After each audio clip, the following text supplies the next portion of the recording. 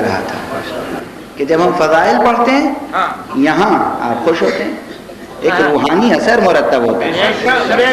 مصائب پڑھتے ہیں ایک اثر مرتب، ذکر کی بے حرمتی ہو رہی ہے، اب وہ ذکر نوحہ ہو رہا ہے، ماتم ہو رہا ہے، مگر آنکھوں میں آنسو نہیں ہے نا، توجہ ادھر نہیں، توجہ ذکر کی طرف نہیں ہے، تو ذکر کی اہانت بھی ہے. اور وہی بات، اب یہ طبیعت کی لطافت نہیں، خوش ذوقی نہیں، بد ذوقی کی دلیل ہے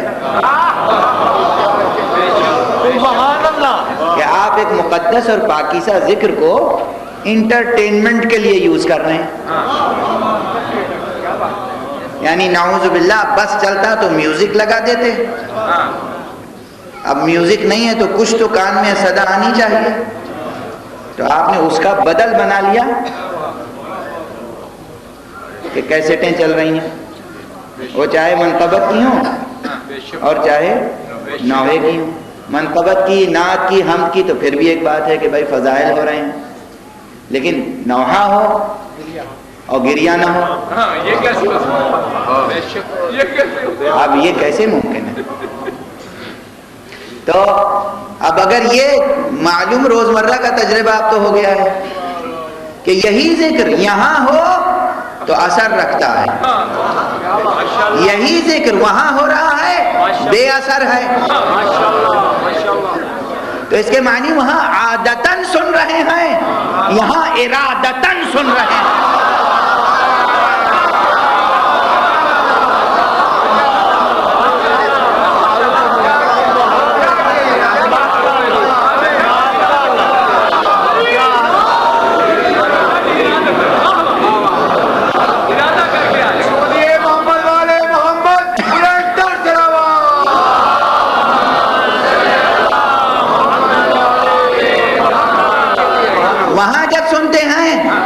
تو وہ امواج صدا پردہ سماعت سے ٹکرا کر رزق باد ہو جاتی ہیں.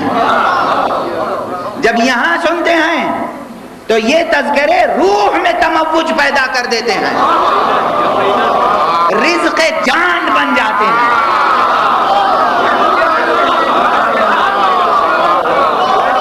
وہاں یہی صدا رزق فضا بن گئی، اور یہاں یہی آواز، یہی ذکر رزق جان بن گیا.